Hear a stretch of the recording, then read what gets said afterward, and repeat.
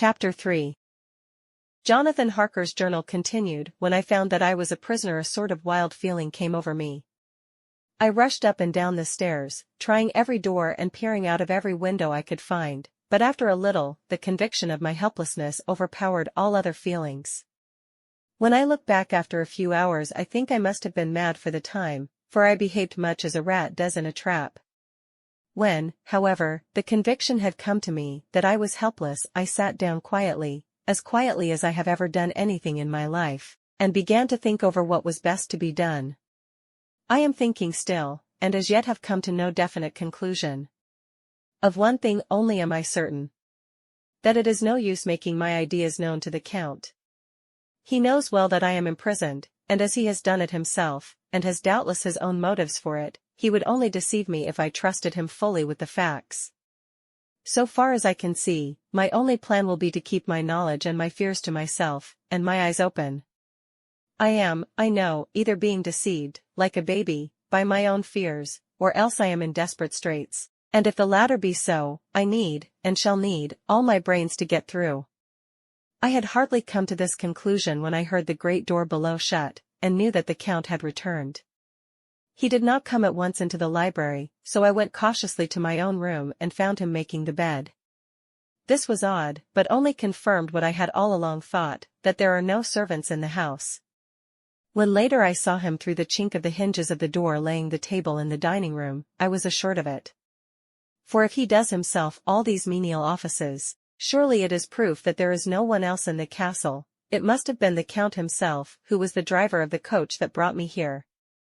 This is a terrible thought, for if so, what does it mean that he could control the wolves, as he did, by only holding up his hand for silence? How was it that all the people at Bistritz and on the coach had some terrible fear for me? What meant the giving of the crucifix, of the garlic, of the wild rose, of the mountain ash? Bless that good woman who hung the crucifix round my neck, for it is a comfort and a strength to me whenever I touch it. It is odd that a thing, which I have been taught to regard with disfavor and as idolatrous, should in a time of loneliness and trouble be of help. Is it that there is something in the essence of the thing itself, or that it is a medium, a tangible help, in conveying memories of sympathy and comfort? Some time, if it may be, I must examine this matter and try to make up my mind about it. In the meantime I must find out all I can about Count Dracula, as it may help me to understand. Tonight he may talk of himself, if I turn the conversation that way. I must be very careful, however, not to awake his suspicion. Midnight. I have had a long talk with the Count. I asked him a few questions on Transylvania history, and he warmed up to the subject wonderfully. In his speaking of things and people, and especially of battles, he spoke as if he had been present at them all. This he afterwards explained by saying that to a boyar the pride of his house and name is his own pride, that their glory is his glory, that their fate is his fate. Whenever he spoke of his house, he always said we, and spoke almost in the plural, like a king speaking. I wish I could put down all he said exactly as he said it, for to me it was most fascinating. It seemed to have in it a whole history of the country.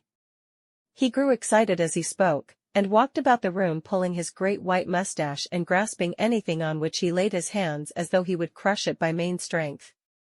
One thing he said which I shall put down as nearly as I can, for it tells in its way the story of his race. We Sikelis have a right to be proud, for in our veins flows the blood of many brave races who fought as the lion fights, for lordship.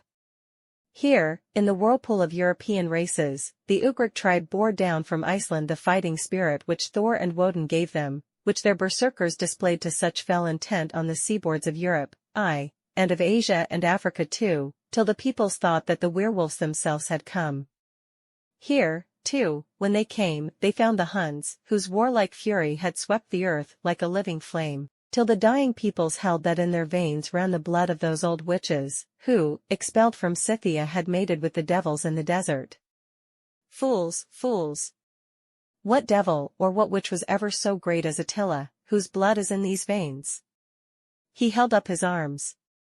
Is it a wonder that we were a conquering race, that we were proud, that when the Magyar, the Lombard, the Avar, the Bulgar, or the Turk poured his thousands on our frontiers, we drove them back, Is it strange that when Arpad and his legion swept through the Hungarian fatherland he found us here when he reached the frontier, that the Honfoglas was completed there? And when the Hungarian flood swept eastward, the Szekelys were claimed as kindred by the victorious Magyars, and to us for centuries was trusted the guarding of the frontier of Turkeyland. Aye, and more than that, endless duty of the frontier guard, for as the Turks say, water sleeps, and the enemy is sleepless. Who more gladly than we throughout the four nations received the bloody sword, or at its warlike call flocked quicker to the standard of the king? When was redeemed that great shame of my nation, the shame of Kosovo, when the flags of the Wallach and the Magyar went down beneath the crescent? Who was it, but one of my own race, who as voivode crossed the Danube and beat the Turk on his own ground? This was a Dracula indeed. Woe was it that his own unworthy brother, when he had fallen, sold his people to the Turk and brought the shame of slavery on them. Was it not this Dracula, indeed, who inspired that other of his race who in a later age again and again brought his forces over the great river into Turkeyland, who, when he was beaten back, came again, and again, though he had to come alone from the bloody field where his troops were being slaughtered, since he knew that he alone could ultimately triumph? They said that he thought only of himself. Bah! What good are peasants without a leader? Where ends the war without a brain and heart to conduct it? Again, when, after the Battle of Mohacs, we threw off the Hungarian yoke, we of the Dracula blood were amongst their leaders, for our spirit would not brook that we were not free. Ah, young sir, the Szekelys, and the Dracula as their heart's blood, their brains, and their swords, can boast a record that mushroom growths like the Habsburgs and the Romanovs can never reach. The warlike days are over. Blood is too precious a thing in these days of dishonorable peace, and the glories of the great races are as a tale that is told. It was by this time close on morning, and we went to bed. This diary seems horribly like the beginning of the Arabian Nights, for everything has to break off at cockcrow, or like the ghost of Hamlet's father. May 12th. Let me begin with facts, bare, meager facts, verified by books and figures, and of which there can be no doubt. I must not confuse them with experiences, which will have to rest on my own observation, or my memory of them. Last evening when the Count came from his room, he began by asking me questions on legal matters and on the doing of certain kinds of business. I had spent the day wearily over books, and, simply to keep my mind occupied, went over some of the matters I had been examined in at Lincoln's Inn. There was a certain method in the Count's inquiries, so I shall try to put them down in sequence. The knowledge may somehow or sometime be useful to me. First, he asked if a man in England might have 2 solicitors or more. I told him he might have a dozen if he wished, but that it would not be wise to have more than 1 solicitor engaged in one transaction, as only one could act at a time, and that to change would be certain to militate against his interest.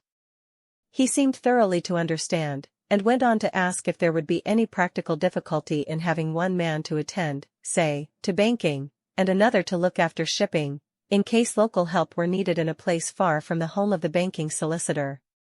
I asked to explain more fully, so that I might not by any chance mislead him, so he said, I shall illustrate. Your friend and mine, Mr. Peter Hawkins, from under the shadow of your beautiful cathedral at Exeter, which is far from London, buys for me through your good self my place at London. Good.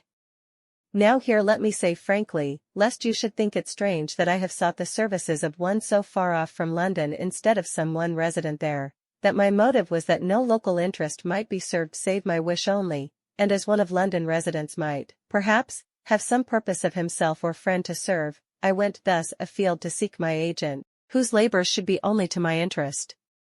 Now, suppose I, who have much of affairs, wish to ship goods, say, to Newcastle, or Durham, or Harwich, or Dover, might it not be that it could with more ease be done by consigning to one in these ports?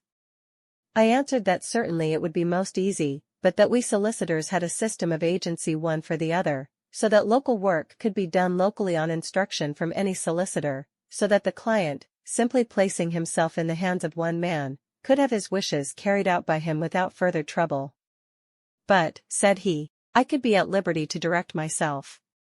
Is it not so? Of course, I replied, and such is often done by men of business, who do not like the whole of their affairs to be known by any one person. Good, he said, and then went on to ask about the means of making consignments, and the forms to be gone through, and of all sorts of difficulties which might arise, but by forethought could be guarded against. I explained all these things to him to the best of my ability, and he certainly left me under the impression that he would have made a wonderful solicitor, for there was nothing that he did not think of or foresee.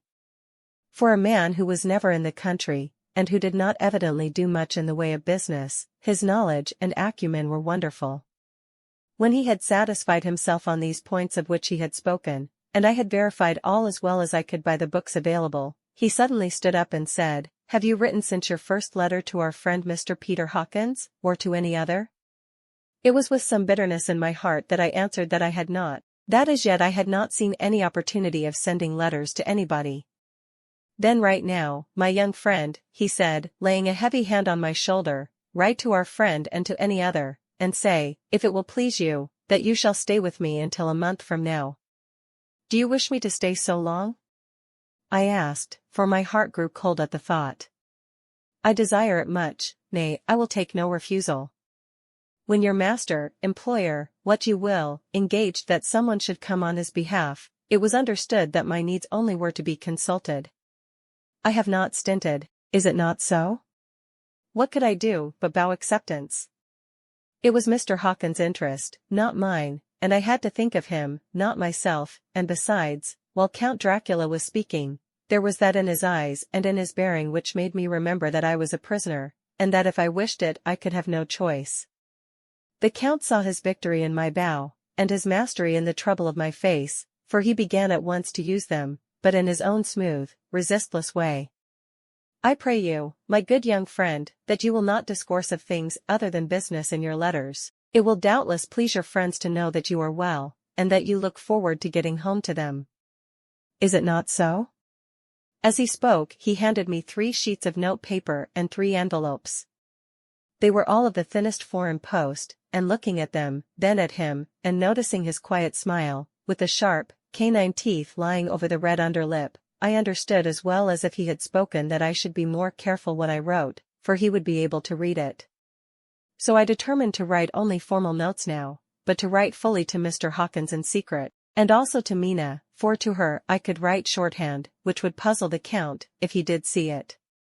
When I had written my 2 letters I sat quiet, reading a book whilst the Count wrote several notes, referring as he wrote them to some books on his table. Then he took up my 2 and placed them with his own, and put by his writing materials, after which, the instant the door had closed behind him, I leaned over and looked at the letters, which were face down on the table. I felt no compunction in doing so, for under the circumstances I felt that I should protect myself in every way I could. One of the letters was directed to Samuel F. Billington, No. 7, The Crescent, Whitby, another, to Herr Lieutenant, Varna. The third was to Coutts and Company, London, and the fourth to Herren Klopstock and Billruth, bankers, Budapest. The second and fourth were unsealed. I was just about to look at them when I saw the door handle move. I sank back in my seat, having just had time to resume my book before the Count, holding still another letter in his hand, entered the room. He took up the letters on the table and stamped them carefully, and then turning to me, said, "I trust you will forgive me, but I have much work to do in private this evening. You will, I hope, find all things as you wish." At the door he turned, and after a moment's pause said, "Let me advise you, my dear young friend. Nay, let me warn you with all seriousness, that should you leave these rooms you will not by any chance go to sleep in any other part of the castle. It is old, and has many memories, and there are bad dreams for those who sleep unwisely. Be warned. Should sleep now, or ever overcome you, or be like to do, then haste to your own chamber, or to these rooms, for your rest will then be safe. But if you be not careful in this respect, then," he finished his speech in a gruesome way, for he motioned with his hands as if he were washing them. I quite understood. My only doubt was as to whether any dream could be more terrible than the unnatural, horrible net of gloom and mystery which seemed closing around me. Later, I endorse the last words written, but this time there is no doubt in question. I shall not fear to sleep in any place where he is not. I have placed the crucifix over the head of my bed. I imagine that my rest is thus freer from dreams, and there it shall remain. When he left me, I went to my room. After a little while, not hearing any sound, I came out and went up the stone stair to where I could look out towards the south. There was some sense of freedom in the vast expanse, inaccessible though it was to me, as compared with the narrow darkness of the courtyard. Looking out on this, I felt that I was indeed in prison, and I seemed to want a breath of fresh air, though it were of the night. I am beginning to feel this nocturnal existence tell on me. It is destroying my nerve. I start at my own shadow, and am full of all sorts of horrible imaginings. God knows that there is ground for my terrible fear in this accursed place. I looked out over the beautiful expanse, bathed in soft yellow moonlight till it was almost as light as day. In the soft light, the distant hills became melted, and the shadows in the valleys in gorges of velvety blackness. The mere beauty seemed to cheer me. There was peace and comfort in every breath I drew. As I leaned from the window, my eye was caught by something moving a story below me, and somewhat to my left, where I imagined, from the order of the rooms, that the windows of the Count's own room would look out. The window at which I stood was tall and deep, stone-mullioned, and though weather-worn, was still complete.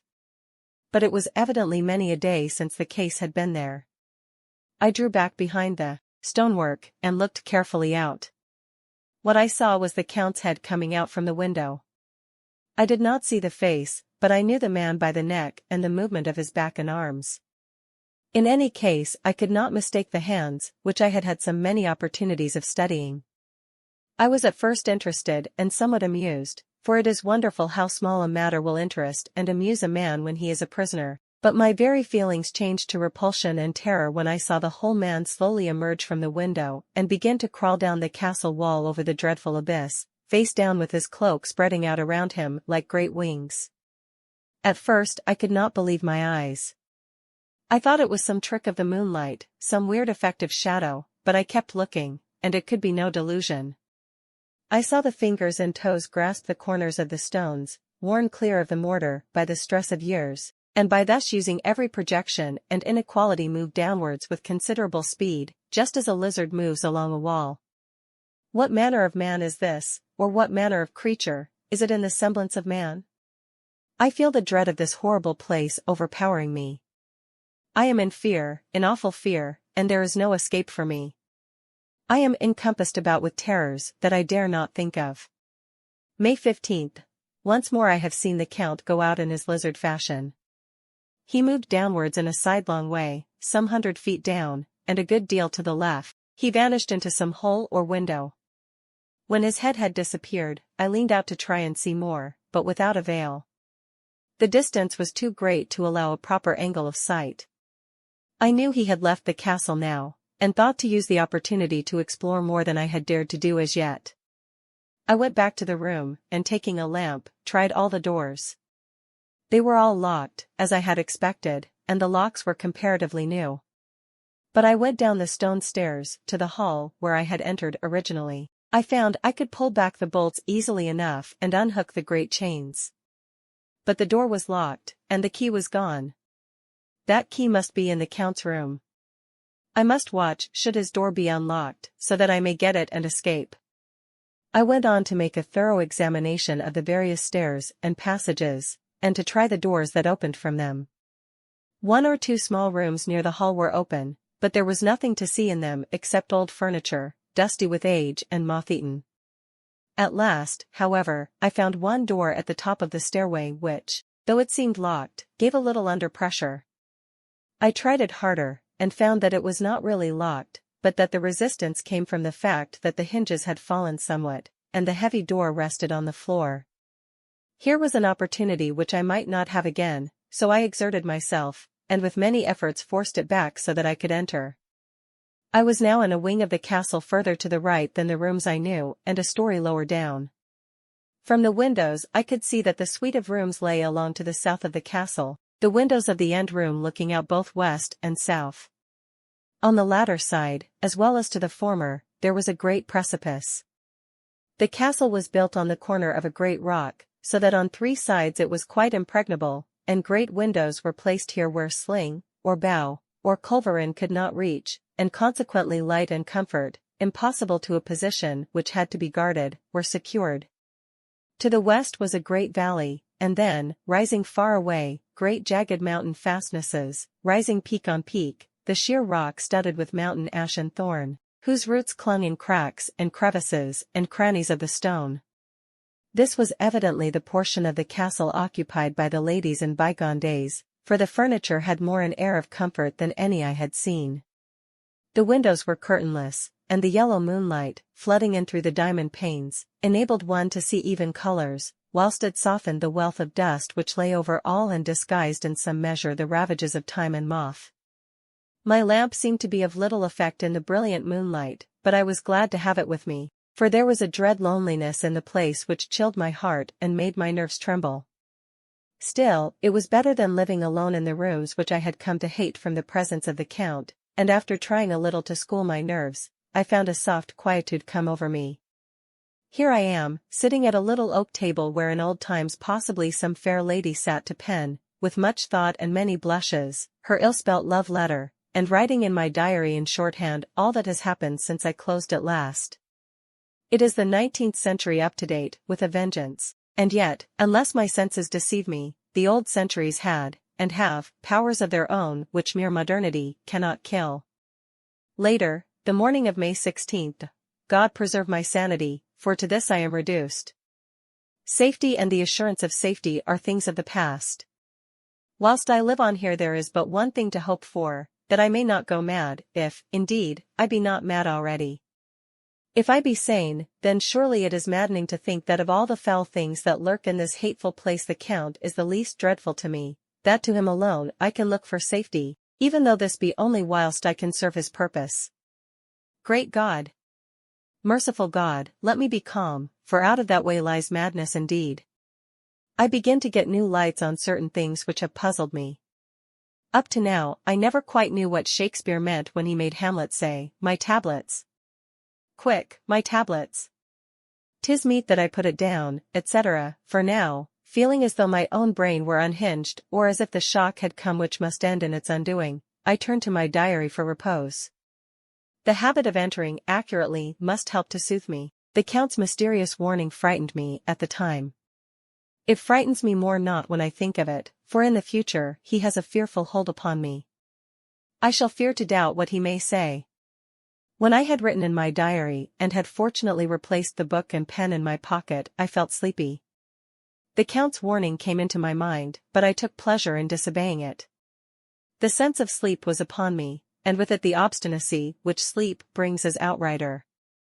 The soft moonlight soothed, and the wide expanse without gave a sense of freedom which refreshed me. I determined not to return tonight to the gloom-haunted rooms, but to sleep here, where, of old, ladies had sat and sung and lived sweet lives, whilst their gentle breasts were sad for their menfolk away in the midst of remorseless wars. I drew a great couch out of its place near the corner, so that as I lay, I could look at the lovely view to east and south, and unthinking of and uncaring for the dust, composed myself for sleep. I suppose I must have fallen asleep. I hope so, but I fear, for all that followed was startlingly real, so real that now sitting here in the broad, full sunlight of the morning, I cannot in the least believe that it was all sleep. I was not alone. The room was the same, unchanged in any way since I came into it. I could see along the floor, in the brilliant moonlight, my own footsteps marked where I had disturbed the long accumulation of dust. In the moonlight opposite me were three young women, ladies by their dress and manner. I thought at the time that I must be dreaming when I saw them. They threw no shadow on the floor. They came close to me, and looked at me for some time, and then whispered together.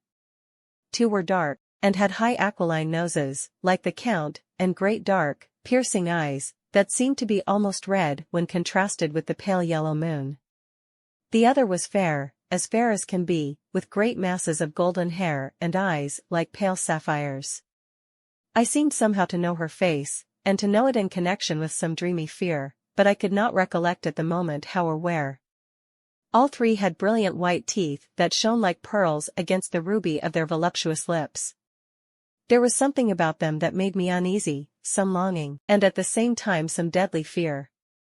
I felt in my heart a wicked, burning desire that they would kiss me with those red lips. It is not good to note this down, lest some day it should meet Mina's eyes and cause her pain, but it is the truth. They whispered together, and then they all three laughed, such a silvery, musical laugh, but as hard as though the sound never could have come through the softness of human lips. It was like the intolerable, tingling sweetness of water glasses when played on by a cunning hand. The fair girl shook her head coquettishly, and the other two urged her on. One said, "Go on. You are first, and we shall follow. Yours is the right to begin." The other added, "He is young and strong. There are kisses for us all." I lay quiet, looking out from under my eyelashes in an agony of delightful anticipation. The fair girl advanced and bent over me till I could feel the movement of her breath upon me. Sweet it was in one sense, honey-sweet, and sent the same tingling through the nerves as her voice, but with a bitter underlying the sweet, a bitter offensiveness, as one smells in blood. I was afraid to raise my eyelids, but looked out and saw perfectly under the lashes. The girl went on her knees, and bent over me, simply gloating. There was a deliberate voluptuousness which was both thrilling and repulsive, and as she arched her neck she actually licked her lips like an animal, till I could see in the moonlight the moisture shining on the scarlet lips and on the red tongue as it lapped the white sharp teeth. Lower and lower went her head as the lips went below the range of my mouth and chin and seemed to fasten on my throat. Then she paused, and I could hear the churning sound of her tongue as it licked her teeth and lips, and I could feel the hot breath on my neck. Then the skin of my throat began to tingle as one's flesh does when the hand that is to tickle it approaches nearer, nearer. I could feel the soft, shivering touch of the lips on the super-sensitive skin of my throat, and the hard dents of two sharp teeth, just touching and pausing there. I closed my eyes in languorous ecstasy and waited with beating heart. But at that instant, another sensation swept through me, as quick as lightning. I was conscious of the presence of the Count, and of his being as if lapped in a storm of fury. As my eyes opened involuntarily, I saw his strong hand grasp the slender neck of the fair woman and with giant's power draw it back, the blue eyes transformed with fury, the white teeth champing with rage, and the fair cheeks blazing red with passion. But the Count? Never did I imagine such wrath and fury, even to the demons of the pit. His eyes were positively blazing. The red light in them was lurid, as if the flames of hell fire blazed behind them. His face was deathly pale, and the lines of it were hard like drawn wires. The thick eyebrows that met over the nose now seemed like a heaving bar of white-hot metal. With a fierce sweep of his arm, he hurled the woman from him, and then motioned to the others, as though he were beating them back. It was the same imperious gesture that I had seen used to the wolves. In a voice which, though low and almost in a whisper, seemed to cut through the air and then ring in the room, he said, "How dare you touch him, any of you? How dare you cast eyes on him when I had forbidden it? Back, I tell you all, this man belongs to me. Beware how you meddle with him, or you'll have to deal with me." The fair girl, with a laugh of ribald coquetry, turned to answer him. "You yourself never loved. You never love." On this, the other women joined, and such a mirthless, hard, soulless laughter rang through the room that it almost made me faint to hear. It seemed like the pleasure of fiends. Then the Count turned, after looking at my face attentively, and said in a soft whisper, "Yes, I too can love. You yourselves can tell it from the past. Is it not so? Well, now, I promise you that when I am done with him you shall kiss him at your will. Now go. Go. I must awaken him, for there is work to be done." "Are we to have nothing tonight?" said one of them, with a low laugh, as she pointed to the bag which he had thrown upon the floor, and which moved as though there were some living thing within it. For answer he nodded his head. One of the women jumped forward and opened it. If my ears did not deceive me, there was a gasp and a low wail, as of a half-smothered child. The women closed round, whilst I was aghast with horror, but as I looked, they disappeared, and with them the dreadful bag. There was no door near them, and they could not have passed me without my noticing. They simply seemed to fade into the rays of the moonlight and pass out through the window, for I could see outside the dim, shadowy forms for a moment before they entirely faded away. Then the horror overcame me, and I sank down unconscious.